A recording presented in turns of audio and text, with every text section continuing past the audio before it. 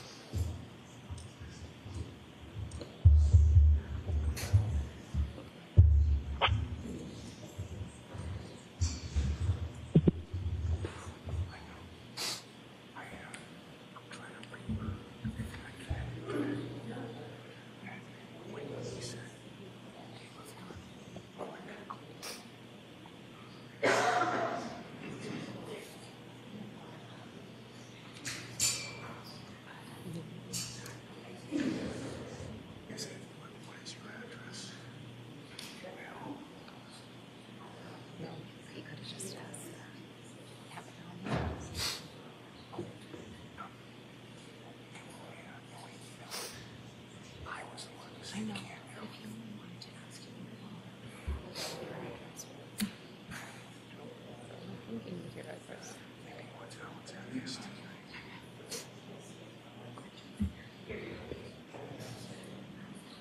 They did say quick on the last one. I'm pretty sure they said. And it was like 20 minutes. It wasn't that quick. I think so. It's caught me on me. Two FBI agents called me. I should have. One of them is Andrew. The other was. Wasn't that really? Was it an unknown?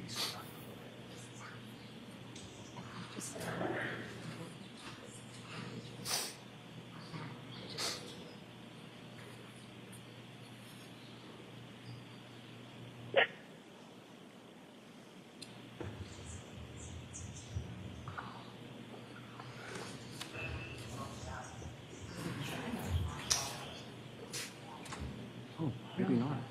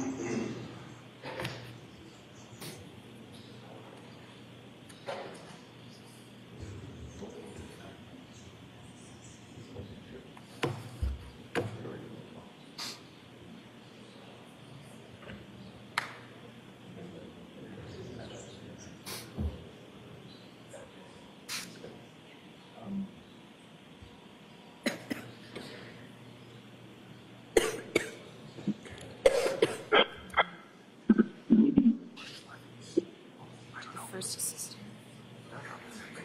She has an update. I'm sure they took her.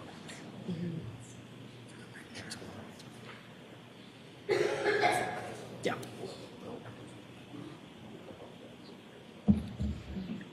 Visual of what I was literally looking at. I wanted to get a visual form, but she's there was so much limits, I could easily blow it.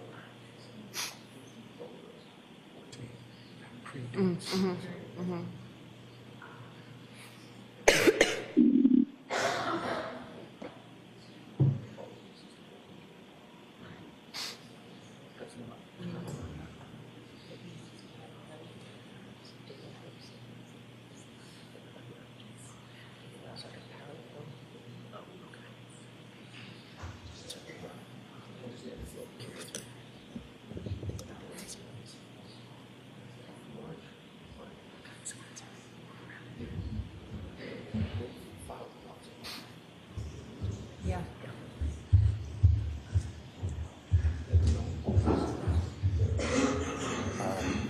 2 minutes, so we can let everybody in. Court's coming in 2 minutes.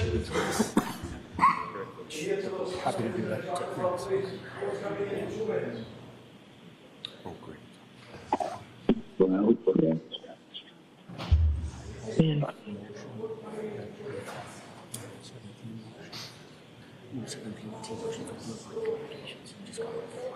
Gotcha.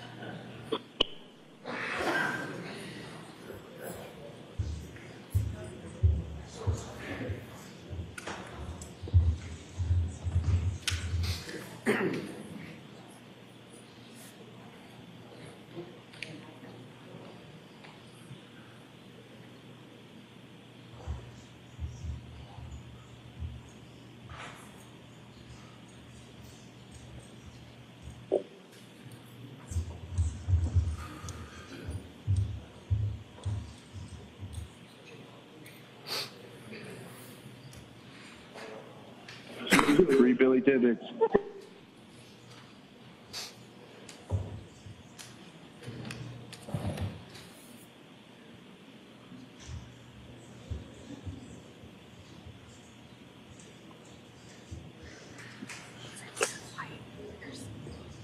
All rise for the court, please.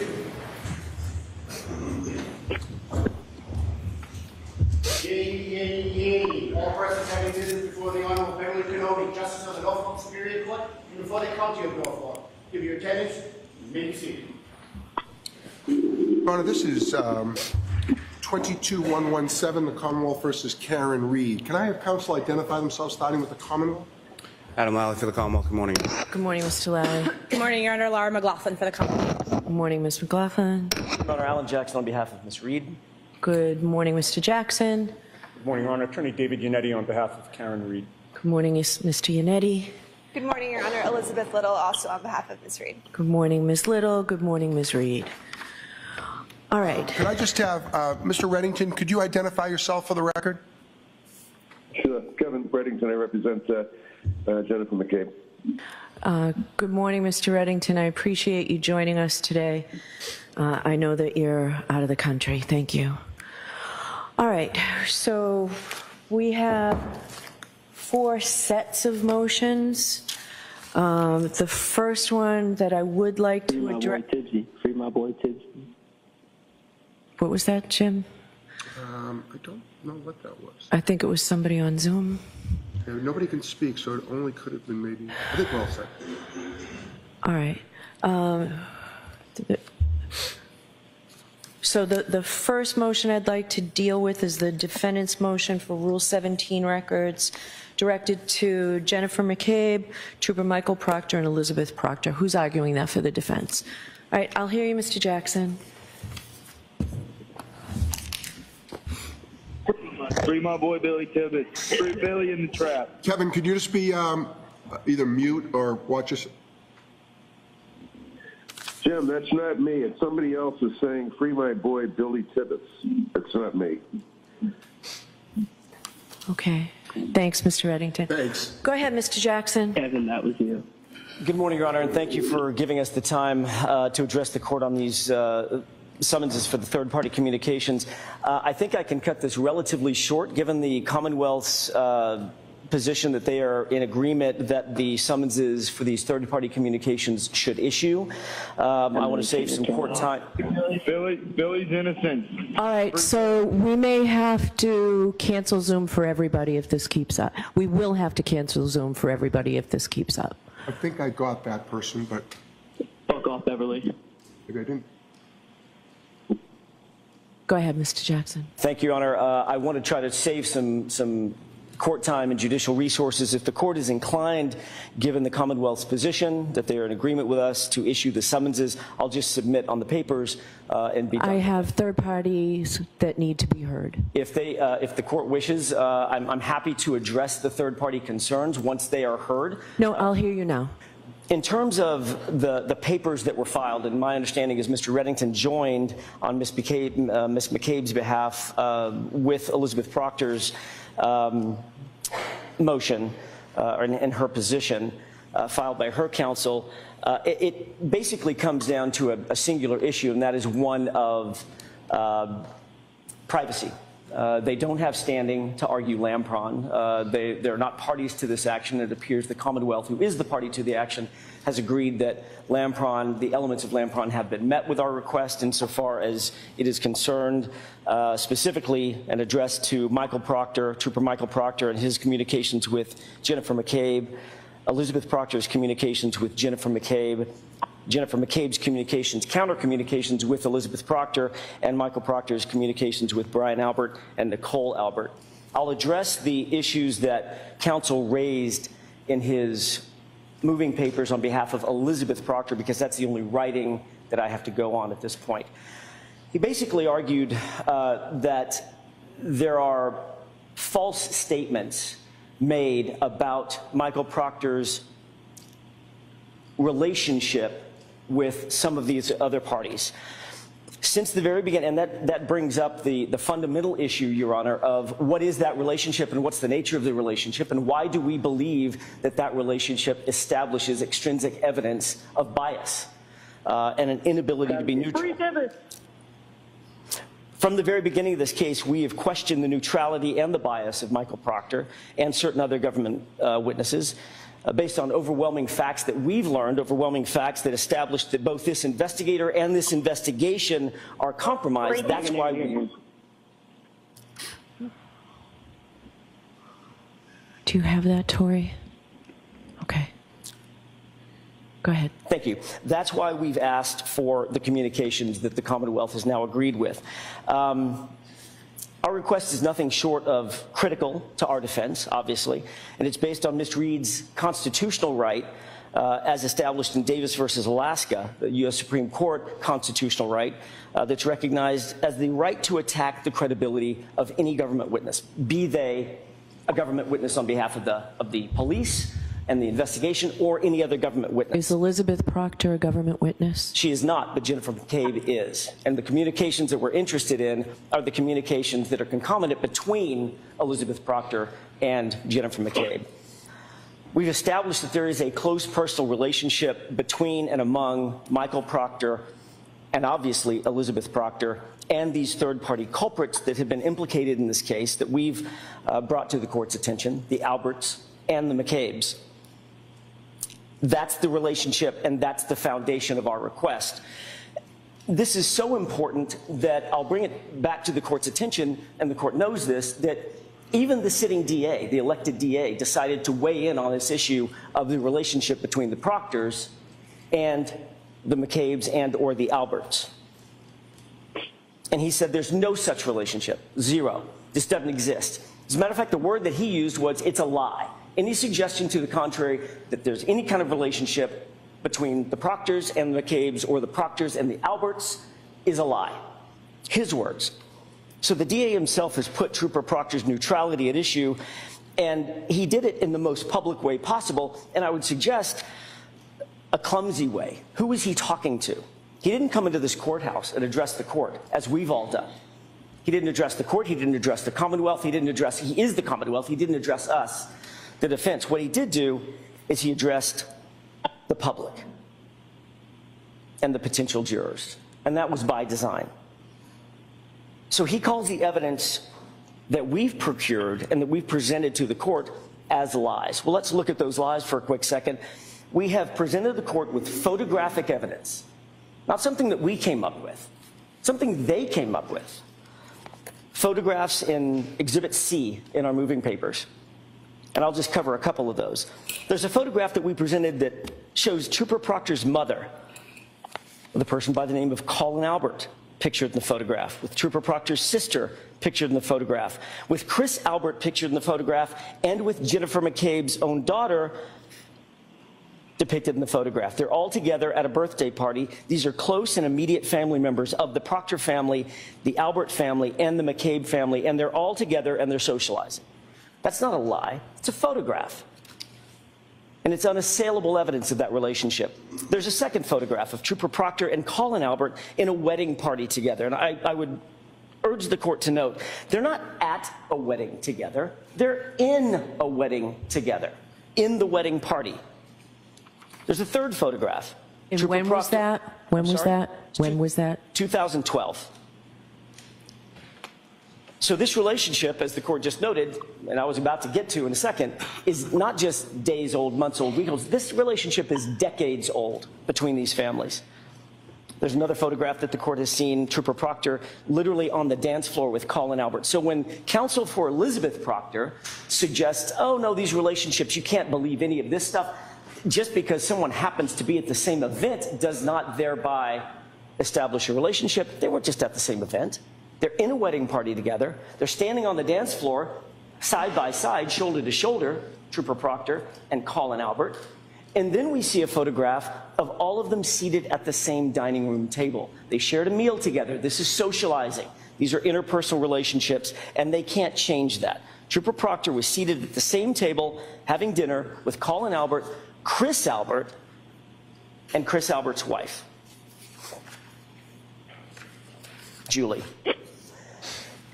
Then there's the Facebook post, and I will leave it at this. I'm not going to go through the entirety of my motion, but I would highlight the last point that I think should be highlighted for the court's attention, and that's the Facebook post. Trooper Proctor's mother refers to the Albert family as the Proctor's second family. So one might actually ask, Mr. Morrissey, who's actually lying in this case? Is it us? We just presented the court with factual information that was procured off of social media that it's unassailable. It cannot be assailed. And the proctors have known these people for, as the court just mentioned, by asking for that date, for more than a decade. They've socialized with him, and his family considers their family to be so close and interconnected that they are deemed a second family to the proctors. And who exactly are members of this Albert family and or McCabe family? Let's look at those members. Brian Albert, Nicole Albert, who is Jennifer McCabe's sister, Brian Albert Jr., Brian and Nicole's son, Caitlin Albert, Brian and Nicole's daughter, Jennifer McCabe, Nicole Albert's sister, Matt McCabe, Brian Albert's brother-in-law, Chris Albert, Brian Albert's brother, Julie Albert, Brian Albert's sister-in-law, and Colin Albert, Chris and Julie Albert's son. The McCabes and Alberts ostensibly are one family. They socialize within the same social circle and the same familial circle, and that is who the proctors have proclaimed to be their second family. And if that weren't enough, we find out during the pendency of this case on September 25th, 2023, that one of those family members, Jennifer McCabe, who's the subject of great interest in this case and a primary person of interest in this case, is invited to Trooper Proctor's personal home for some sort of off-the-books meeting. Do we know about this meeting? Because Trooper Proctor, upon learning this, that Jennifer McCabe was coming to his house, ran back to the office and filed a police report, a supplemental report explaining this meeting, this off-the-books meeting. No, he never disclosed it. We found out about this because a concerned citizen happened to photograph Jennifer McCabe's car parked outside Michael and Elizabeth Proctor's personal residence in the evening after hours. And the best that counsel for Elizabeth Proctor can muster in terms of an argument is to say, well, you know what, Your Honor, maybe he wasn't home. Maybe. Or maybe not. The suspicious part is Trooper Proctor isn't saying. And there's nothing in Elizabeth Proctor's motion to suggest that he wasn't home. Certainly his car was there. Elizabeth Proctor's car was there, and Jennifer McCabe's car was there. Was Trooper Proctor home? I guess I would answer that by asking the question, does it matter if Trooper Proctor was home? They've now admitted that Jennifer McCabe, a central character in the middle of this investigation, in the middle of this crime, was secretly meeting and or socializing with the lead investigator and or his wife in the living room of their home. And that, Your Honor, is a problem. And it shows more than a professional connection. It shows a personal connection. And according to the Proctor family's own counsel, Elizabeth Proctor's counsel, the subject matter of that meeting was commiserating about this case. They weren't talking about sports. They weren't talking about the weather. They were meeting about this case. So how does that not show a bias, and how does that not implicate Karen Read's constitutional rights to this information? And to this day, the Commonwealth has yet to concede what obviously is now sort of front page news, that there is in fact a personal relationship between the Proctors and their second family, the Albert McCabe family. But here's what the Commonwealth has said, even though they haven't made that connection or that concession. On October 3rd, 2022, Mr. Lally made a couple of points, eloquent points, in this courtroom. And what he was doing when he did it in October was illustrating what an inappropriate relationship would look like if one existed, what a conflict of interest would look like if one existed. And he said, quote, Michael Proctor has been fully vetted, end quote. He said there's no conflict of interest here because it's not like, quote, these people are socializing together, end quote. He said it's not like, quote, these people know each other, end quote. And he went on to say it's not like, quote, these are people that Trooper Proctor has been over to their home, end quote. The Commonwealth said that because these facts would surely illustrate a conflict of interest. They would surely illustrate an undeniable bias. And those comments, Your Honor, I would suggest have not aged well. And I would wonder at this point if the Commonwealth hasn't adjusted its stance, which is why the Commonwealth is now conceding that we're entitled to these communications.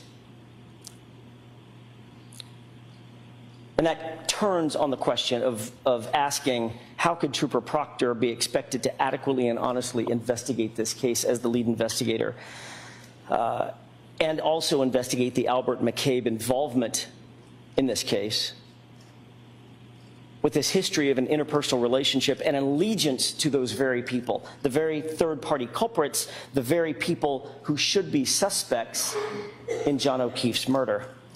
And the answer is he cannot. And since the authorities, including Michael Morrissey, apparently have vouched for Trooper Proctor, my client, our client, Ms. Read, is entitled to question and to test that voucher, and that's what we're seeking to do with the communications between Elizabeth Proctor and Jennifer McCabe.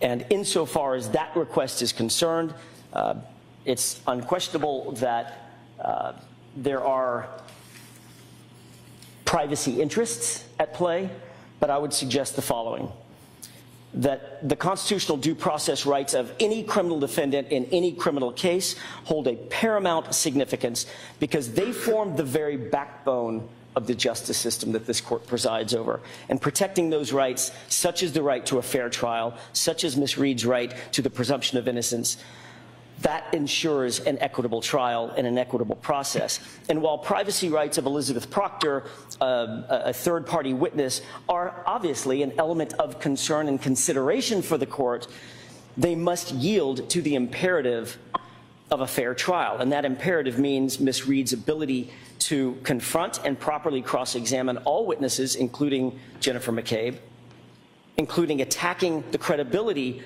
of government witnesses, including Jennifer McCabe, based on bias, and that is fundamental to our justice system. So striking this balance ultimately upholds the integrity of the very system that this court is making sure exists and continues throughout the process of this trial. Elizabeth Proctor's privacy rights, while they exist, especially in light of the narrow focus of our request, are vastly outweighed by our client's right to a fair trial. And with that, Your Honor, I'll submit. All right, thank you. Mr. Lally, are we going to hear first from counsel for Ms. Proctor, counsel for Ms. McCabe? I got an appearance this morning of counsel for the troopers as well. Is counsel for the troopers going to address us? No, Your Honor, that's in reference to another motion. Okay, so I will hear counsel for Ms. Proctor.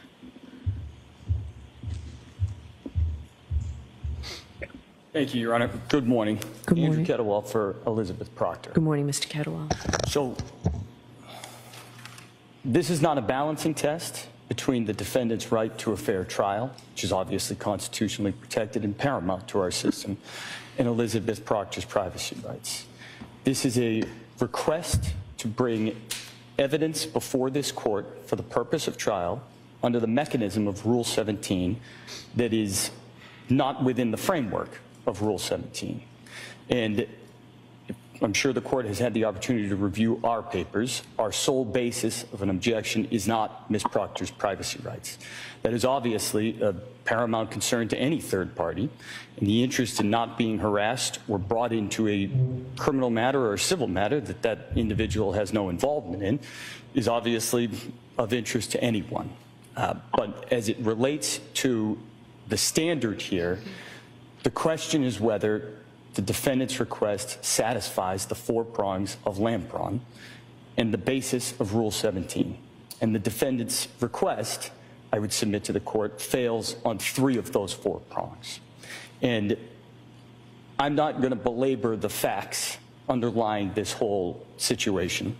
My brother laid out his case. That is laid out quite clearly in his affidavit as well. What I would say about the facts is, with regard to the first prong of admissibility and relevance, while hearsay that is reliable is certainly sufficient as a basis for a subpoena to issue. Hearsay which is not a basis for a subpoena to issue. And in this case, my brother's affidavit essentially amounts to a large collection of conjecture and allegations which are not supported.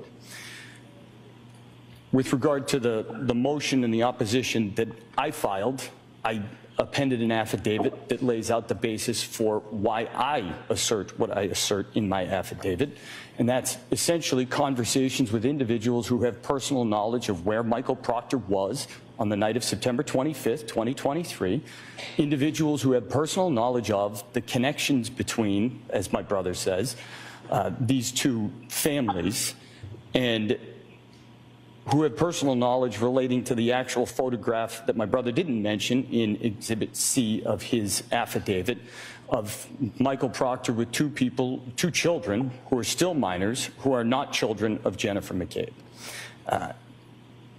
Essentially, the relationship between these two, quote, families is a distant connection that involves 5 separate steps of relationships between, I guess I'll call them relatives. Mr. Proctor's sister has a friend whose sister is married into the Albert family. And that's Chris Albert, not Brian Albert.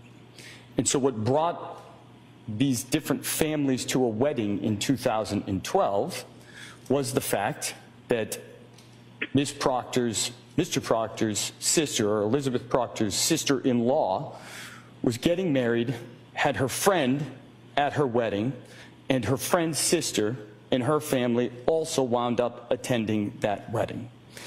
The fact that Colin Albert and Michael Proctor were in the same wedding party, I think, is mitigated somewhat by the fact that Colin Albert was about 10 years old at the time and served as a ring bearer because he was a child. So the connections that my brother tries to lay out in his affidavit, I would suggest, are not what that affidavit makes it seem. Regardless of all of that, there's still issues on admissibility and relevance under the first prong of Lampron. And the reason for that is the defense actually includes a description of this September 25th meeting between Elizabeth Proctor and Jennifer McCabe and why that meeting occurred in a state police report that it actually appends to its motion. And whether or not a court down the road agrees that that area of testimony is valid grounds for exploration for impeachment of Ms. McCabe, what's occurring here is that the defense is attempting to use that as a basis to go get another layer of even more extrinsic evidence on the hope that something that's in the phone of an unrelated third party might impeach Ms. McCabe in an area that is already potentially a grounds of extrinsic evidence for impeachment. And that is not what is permitted under Rule 17. That is a hope, that is a conjecture, and that is not the purpose of the rule. And I'm not going to belabor the point for the court because I know the court is very familiar with Rule 17, but the purpose of the rule is to bring into the court for inspection and for purposes of trial records which are going to be admitted or are likely to be admitted at trial. It is not for discovery. It is not for exploration. Whether or not that exploration the defense believes is part of its case or not, it's a question of, are those records going to be admitted at trial, and do we know they exist? And the defendant hasn't made out any of those factors at this point. The defendant is essentially assuming that there are records, does not know what is in those records, and as a basis is requesting. And that is not a Rule 17 motion, that's a discovery motion. And with regard to that kind of last prong of Lampron, I think the defendant makes clear her basis for the request in counsel's affidavit, as I cite in my opposition. And that's thus the communication surrounding this, parentheses, and other meetings, which again, the defendant has no basis to believe there might even be other meetings, close parentheses, may reveal information necessitating further pretrial motions, including a motion to dismiss based on extraordinary governmental misconduct. And that's the purpose of this Rule 17 motion, but that's not the purpose of Rule 17. The purpose of Rule 17 is to bring into court relevant and admissible records. These records are not relevant to an issue in this case. They would not be admissible under any rule of evidence.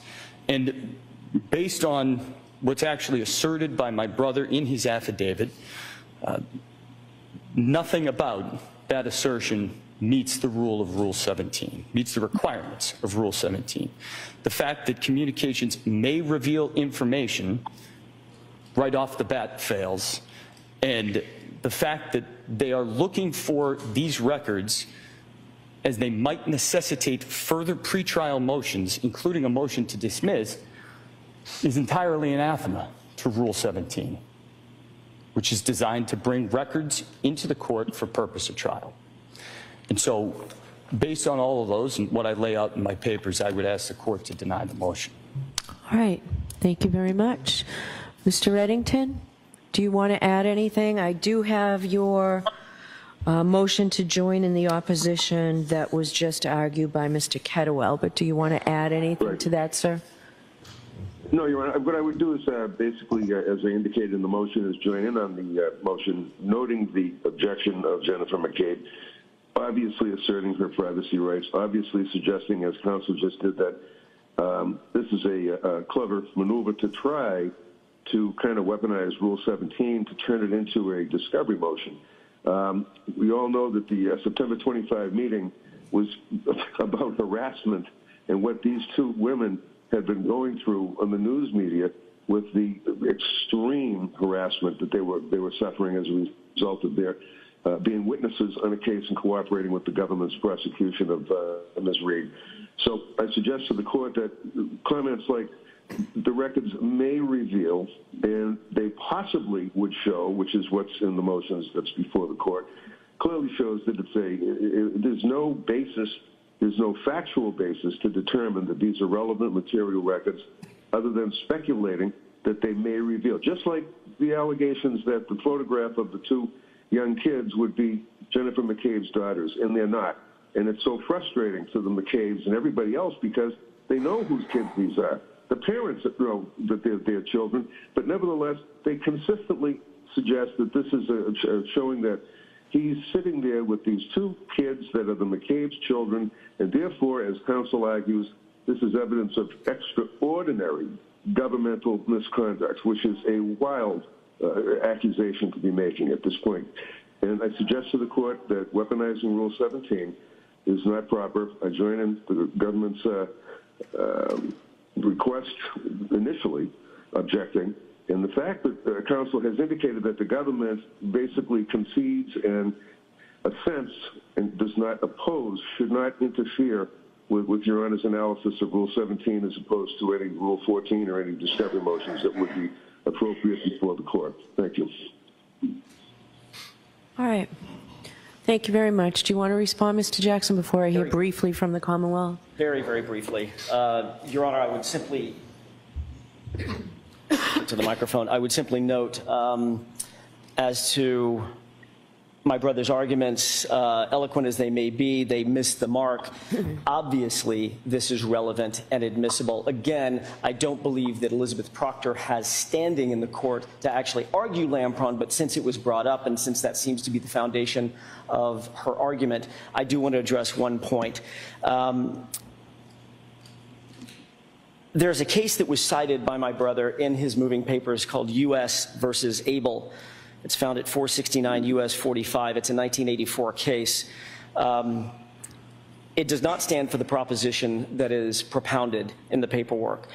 Indeed, that is a federal case, not a state court case. That's the first line of distinction. Second of all, it is a mischaracterization of the holding in Abel to say that the scope of impeachment is the outer limits. The scope of impeachment is limited to the outer limits of taking the witness's word for it. And I would simply bear upon or ask the court to review the actual holding in Abel. Justice Rehnquist does not state that the scope of impeachment is limited to, quote, taking the witness at the witness's word or taking the answer of the witness, end quote.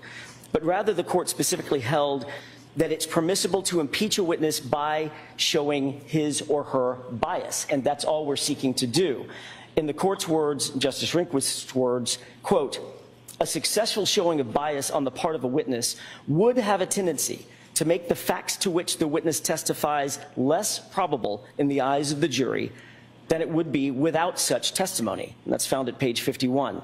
Contrary to counsel's misunderstanding of the holding of Abel, our impeachment of this witness is not limited to taking Jennifer McCabe's word for it. We're entitled to extrinsic evidence about her bias, about her lack of neutrality, about her attacking her credibility. This evidence is clearly relevant, it's clearly admissible, and the Commonwealth concedes as much in its opposition paperwork. And with that, I'll submit. Mr. Kettlewell, did you need to respond in any way? Okay, sure. So I'm not going to debate Abel because the court can certainly read the case. But essentially, it's the defendant's burden to meet Lampron. The defendant bears the burden to get the court to issue a subpoena and has to show all four of those factors. And it's not about whether the Commonwealth objects or does not object, and whether I have standing beyond an issue of privacy or not, which I would argue that a third party whose records are being sought certainly does.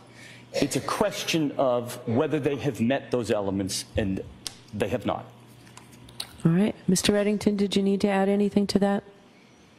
No, Your Honor, I'm good. Thank you. Okay. All right. Does the Commonwealth want to argue this in any way? Just briefly, Your Honor. Okay.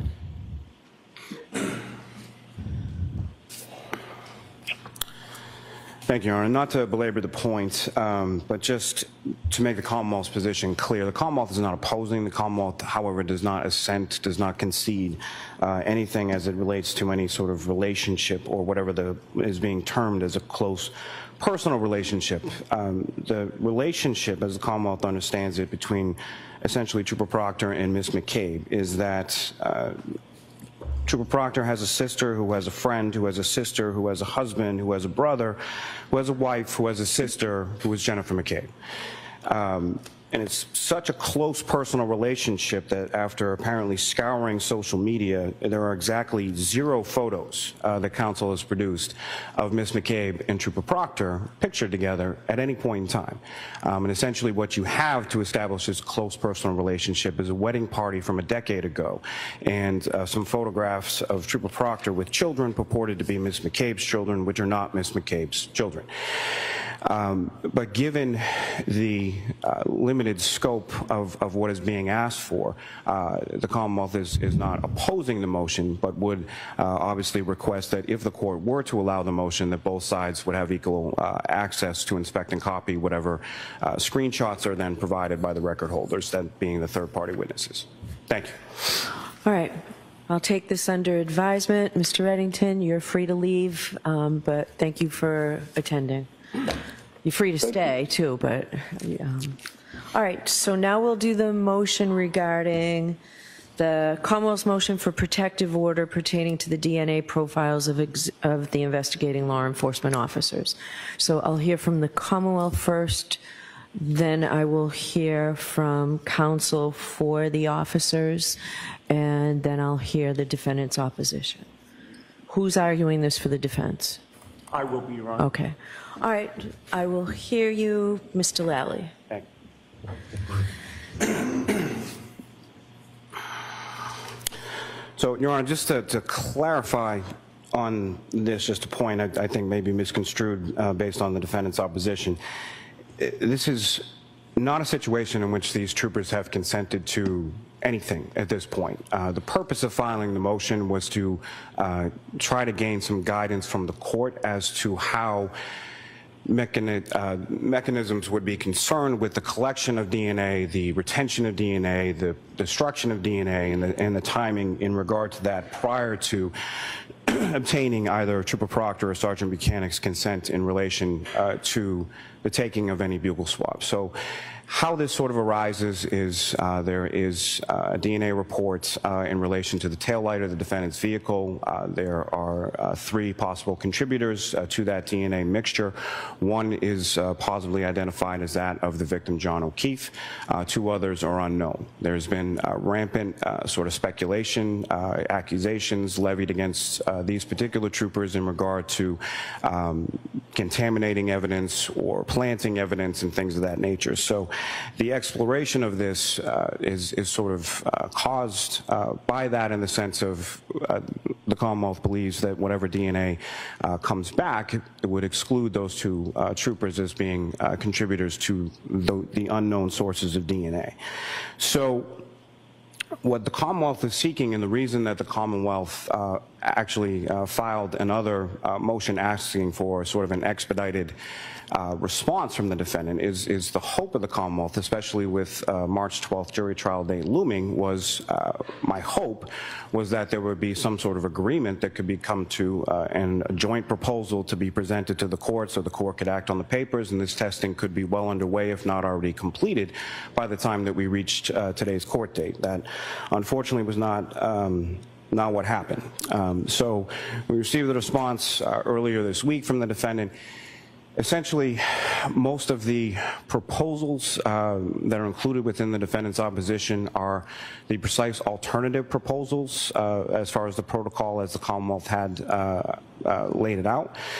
So as far as the defense not wishing for anybody associated with the state lab or state police to be collecting the sample, that's fine. We had proposed Ms. Christina Owens simply because she's a civilian member of the Crime Scene Services section.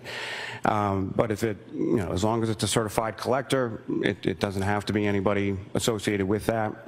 The defendant has some issue with the state police crime lab conducting any of the testing, whether that be generating the sample or doing the comparative testing, and seems to be fine with that process proceeding at Bodie and Lorton, Virginia, where some other testing related to this case is already being done.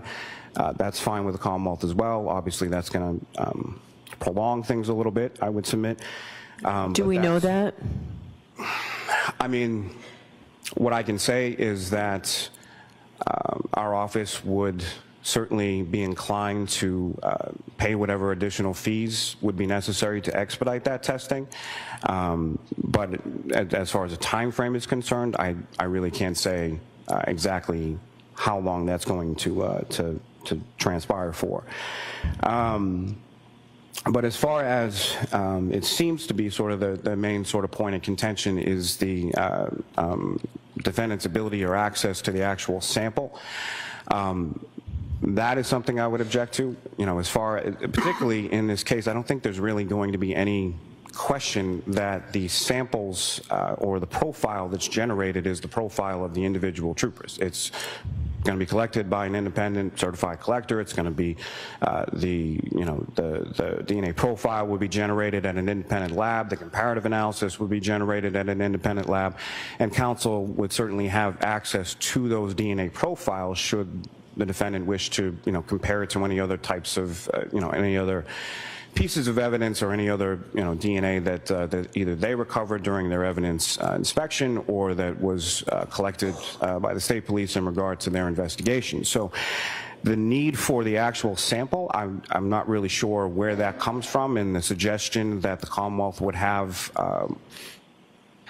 more access to it than the defendant would, especially if the court is inclined to go with the alternative suggestions of the independent collector, the independent generation of the profile, and the independent comparative analysis. I really don't see what defendant's access to the samples does or lends to any sort of credulity to the testing or to any further testing that the defendant wishes to conduct. So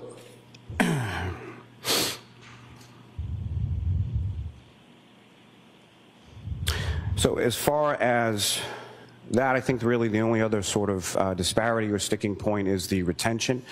The Commonwealth had suggested the end of the trial process. The reason for that versus what the defendant is suggesting as far as the conclusion of the appellate process is obviously the close of the trial process has a much more definitive end frame to it as opposed to the appellate process that could go on for months and years, if not after. And given the limited nature for which the Commonwealth is seeking the consent of these troopers to conduct this DNA analysis, it certainly made more sense to myself and to the Commonwealth as far as setting that time period if the court wishes to alter that to the conclusion of the appellate process. There are other mechanisms I would suggest that the defendant could avail themselves of should they have a need for, again, the profile would exist sort of in perpetuity in their possession, at least until the end of the appellate process. And there are obviously far more mechanisms available today than there have been in previous years as to post-conviction discovery and obtaining further samples, things of that nature. So again, that was the reason for the suggestion for the end of the trial court process. Again, the purpose of this motion was to seek the court's guidance as to exactly what the parameters of that collection, retention, destruction, and all of that would be, so that that can be presented to the troopers so that they can make an intelligent decision as far as their consent is concerned. If this were ordered to be done at the state lab, when would the results be in? That, I think, especially given just prior turnaround time in relation to other testing that's been done in this case, at the state lab, I would hope that could be completed within 6-7 weeks, something like that, at the most. Okay. Do you want me to hear from Ms. Lundgren now or after? I mean, this is your motion. Do you want me to hear from her now? I think that's fine as far as the order's concerned. Okay.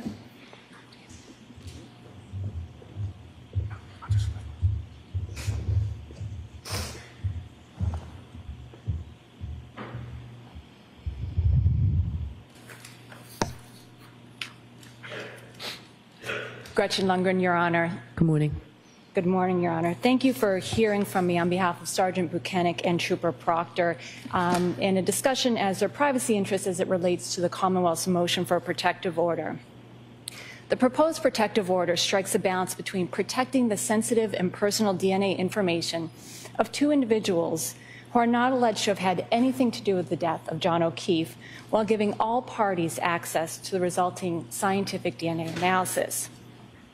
The defense's opposition casts the proposed protective order as allowing the Commonwealth to obtain, test, and analyze the samples without giving them the same opportunity, but that's simply not the case. There are areas of significant agreement between the parties here.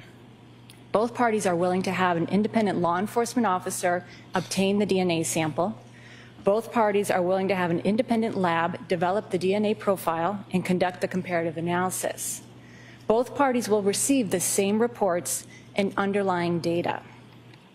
Once an independent lab develops the DNA profiles, Your Honor, there should be no need for anybody to have access to the sample thereafter. And with an independent lab conducting the comparative analysis, there should be no need for anyone to have to conduct further testing. And finally, Your Honor, once the trial is over, there should be no need for those DNA materials to be on file. And as Mr. Lally said, the legislature has provided a mechanism for obtaining third-party DNA post-conviction. So there's certainly a safety net there if the DNA is needed post-trial. Your Honor, protecting the troopers' DNA samples and profiles through these procedures and protocols poses no violations of the Commonwealth's mandatory discovery obligations. The Commonwealth and the defense would be on equal footing with regard to the troopers' DNA evidence. Each party is free to argue the implication of the results at trial as they see fit. As Your Honor can appreciate, my clients are under no obligation whatsoever to provide their DNA in this matter, but they seek to take steps to demonstrate the integrity of their handling of the taillight evidence. In order to provide consent knowingly and voluntarily, they're looking for certainty surrounding who has access to their DNA, how their DNA is handled, and ultimately how their DNA is disposed of. On behalf of my clients, Your Honor, I respectfully request that you issue the protective order proposed by the Commonwealth. All right, thank you very much. Mr. Yannetti, it sounds, when I read your opposition, I did not know that there was this much agreement. Did you when you filed it? I did not, and quite frankly, hearing the argument from both counsel, I think there's even more agreement than I anticipated. Okay.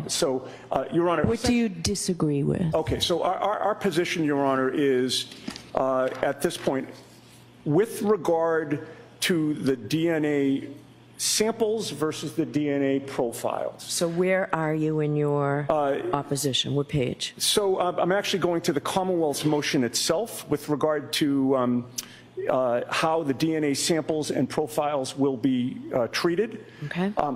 We did not realize that the Commonwealth was drawing a distinction between the actual samples themselves and the profiles that were generated.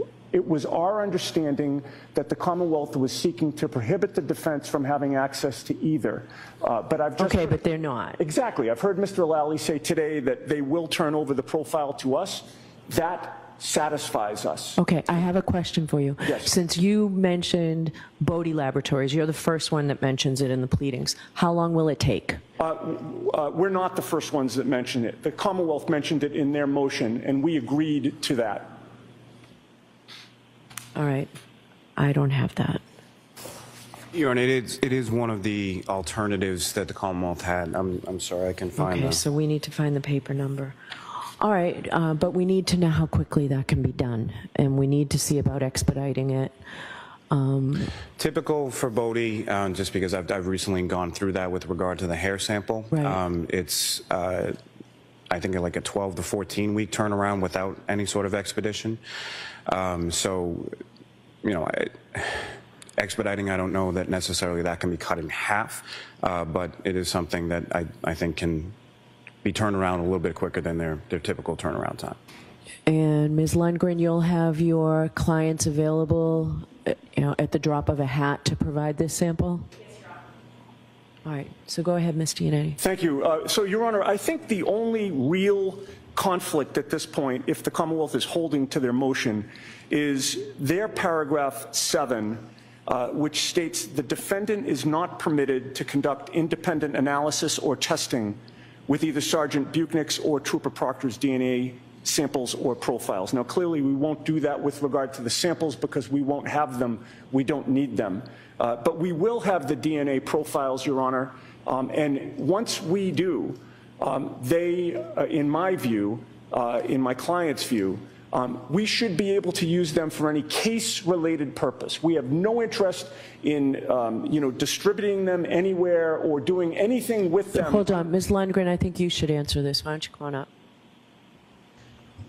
Is there an opposition to that? I just need you in front of a microphone. There's one right here.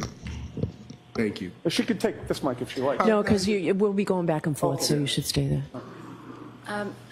There is an opposition, Your Honor. I mean, I think perhaps the Commonwealth can speak to it. I think there's also a strategic decision, a case-related decision. Certainly, we agree with the privacy interests that the troopers are providing their DNA for a specific reason and with regard to a specific item in this case.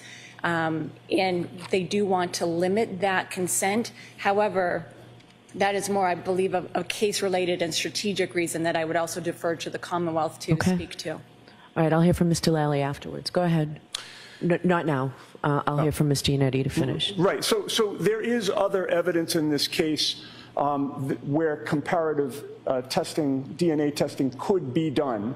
And in addition, Your Honor, I want to make it clear that our investigation has been ongoing and is ongoing to this day. We may come into possession of evidence related to this case, physical evidence, that we may want to do our own comparative testing on. And once those profiles are released, assuming that there's consent and that the Commonwealth comes into possession of a DNA profile, and the defense does as well by Mr. Lally's admission today, that should be evidence that either side can use for any proper purpose that is case-related. So we should not be prohibited from either requesting or doing our own comparative analysis from those DNA profiles if it relates to the case. What do you want to say, Mr. Lally? We're talking hypotheticals here. We are. Right. So what I would say is the only other identified evidence really, or the bulk of it as far as DNA is concerned, concerns Mr. O'Keefe's clothing, which I don't understand what any relevance that would have pertaining to the troopers' DNA profiles. As it pertains to what ifs, as far as any sort of other physical evidence that counsel would come into possession to, the protective order, while somewhat ironclad, is not necessarily cement. So if there's a request for a modification based on subsequent evidence or something like that, I think that's something that the court can obviously entertain at that point. But really, the purpose of this is with reference to that one specific item. It does make sense that if there is something later, you come before me on it. Well, so that's why I asked you if it's hypothetical. If you have an item that you know you want to test, I think the Commonwealth has every right to know what that item is.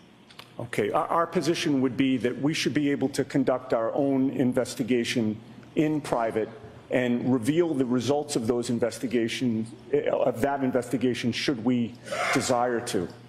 We have a different ethical duty than the Commonwealth. Clearly, if there's any evidence that the Commonwealth possesses that we'd like to do comparative testing on, we have no choice but to notify the Commonwealth and resolve any disputes before this court. But if we come into possession of anything that we believe is related to this case and should be tested, we don't believe that's any business of the Commonwealth to interject in that. We will have the profile at that point. We can do our own testing and then reveal the results of that testing should we desire to. All right. Does the Commonwealth want to be heard? No, Your Honor. All right. May we have just a quick second, Your Honor? Yep.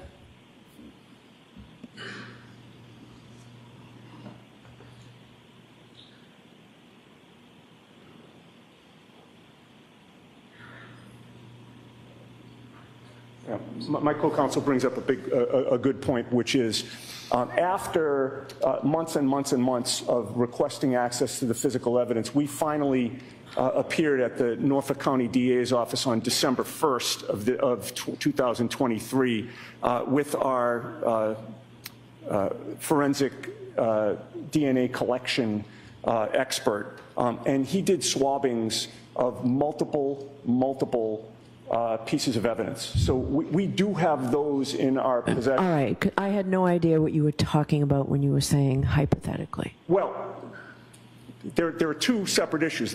There are the items that we've swabbed that we should be able to test, and if we have the DNA profiles of these troopers, there should be nothing prohibiting us from testing them. And by the way, the Commonwealth has the ability to do the exact same testing on their own. And then if there's any other evidence, I still maintain that we should be able to do comparative testing on that as well.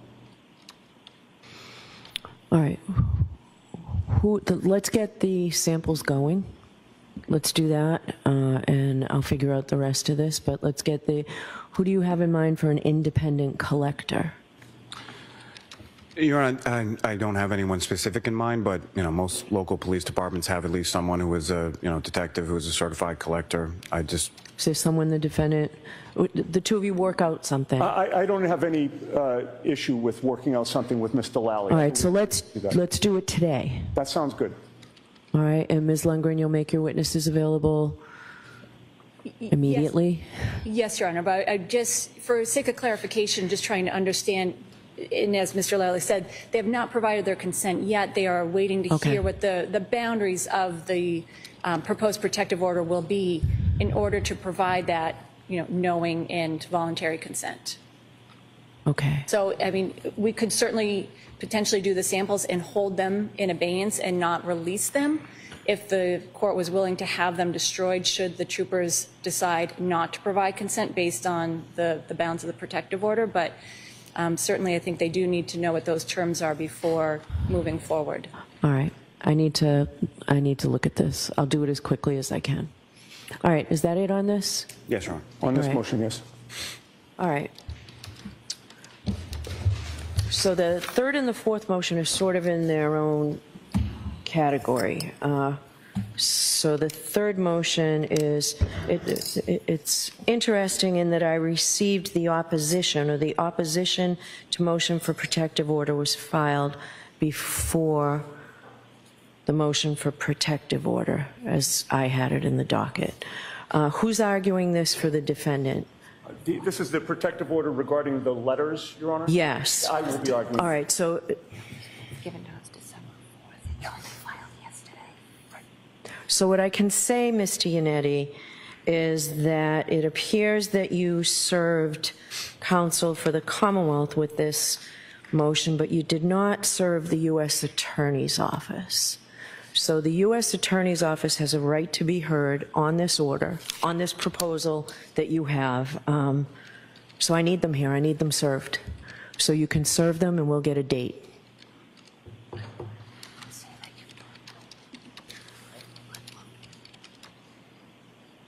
That's fine, Your Honor. All right, and we'll do it as soon as possible. I do not want to change the trial date in this case. This case will go to trial on March 12th. And the fourth motion, where I said the third and the fourth are sort of in the same category, the Commonwealth's motion for records from Boston Magazine, that needs to be appropriately served and have someone here from Boston Magazine if they oppose it. Yes. So I'd like to do this as soon as possible. And given our trial schedule and the fact that I intend that we try this case in March, I'd like everybody served for a hearing here on January 18th at 3 o'clock in the afternoon. It's a Thursday afternoon.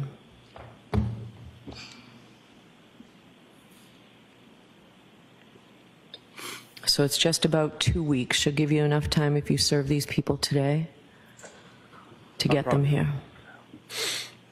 Can you do it?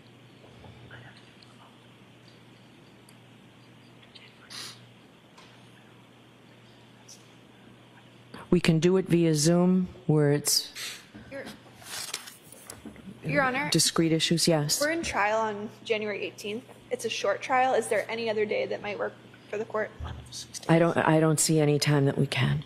Is the 16th at all possible? No. No, no. Oh, that's right on the back of the holiday, isn't it? We're both supposed. I understand that. No, it's not available. We start a trial Monday. We're both supposed to be in trial that day. All right, so you can do it via Zoom, or Mr. Yannetti can do it. I can certainly do it. There's no chance of the 23rd, Your Honor? No, there's no chance that week. Okay. If they had been served, we would have gone forward with that. I'm more concerned about that one, getting that one rolling, than the other one, all right? So January 18th at 3 o'clock.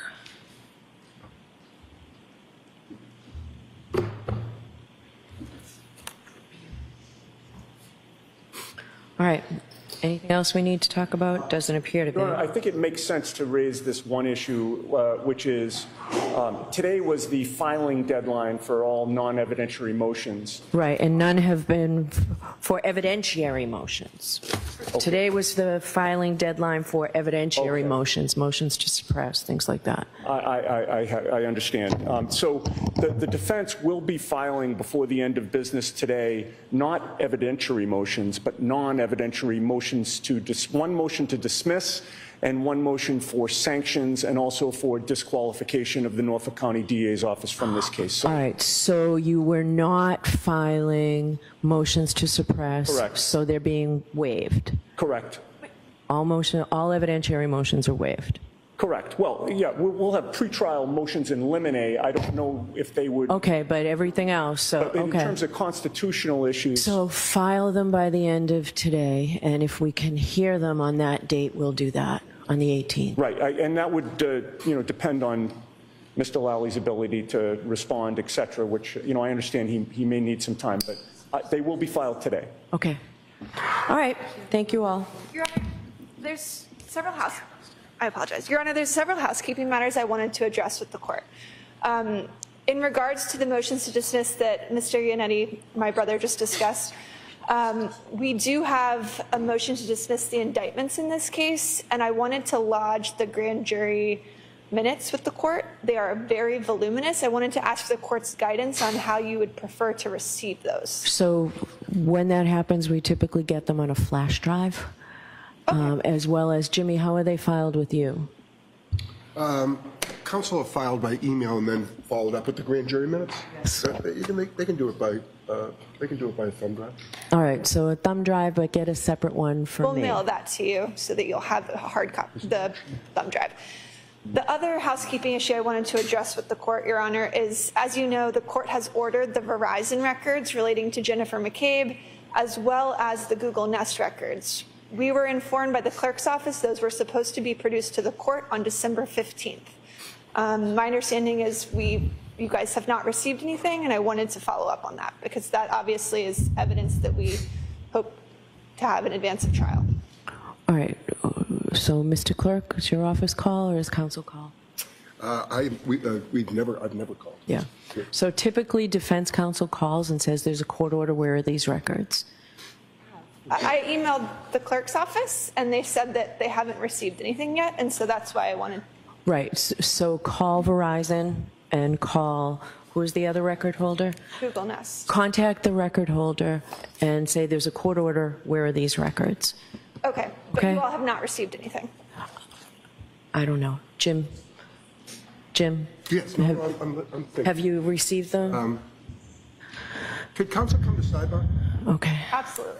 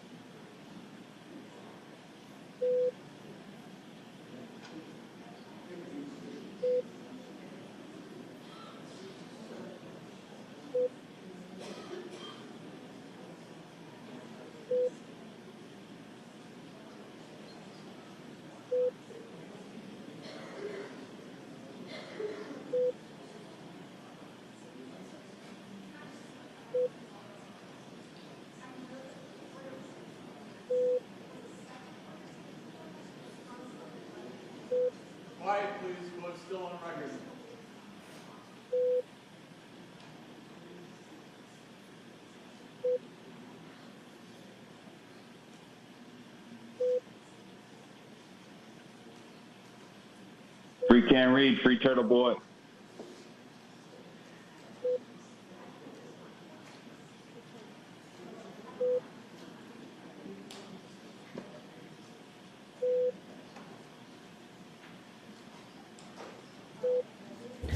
That's it. Your Honor, if I may, just one last thing, just with regard to the motion to dismiss, as far as does the court want the exhibits that were presented to the grand jury in addition to the minutes, or just the minutes? Yes, I assume where you say it's so voluminous, it's the exhibits as well, Ms. Little? I can produce. You have to stand in Massachusetts. Thank you. I can produce the exhibits as well. Okay. All right, so everything.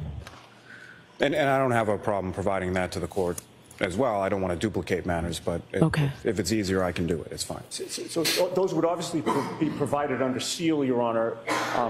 Of course, they're grand jury minutes. Correct.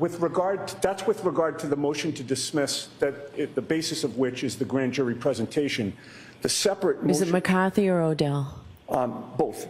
Okay. With regard to the second motion for sanctions, Your Honor, the letters that were the issue of the protective order that the Commonwealth moved for, that we've now put off, those will be part of the quote-unquote evidence with regard to the motion for sanctions.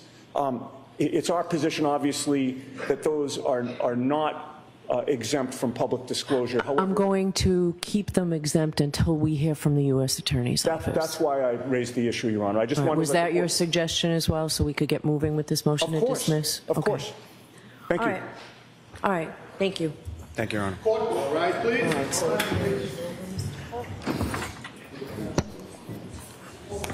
Thank you. Thank you.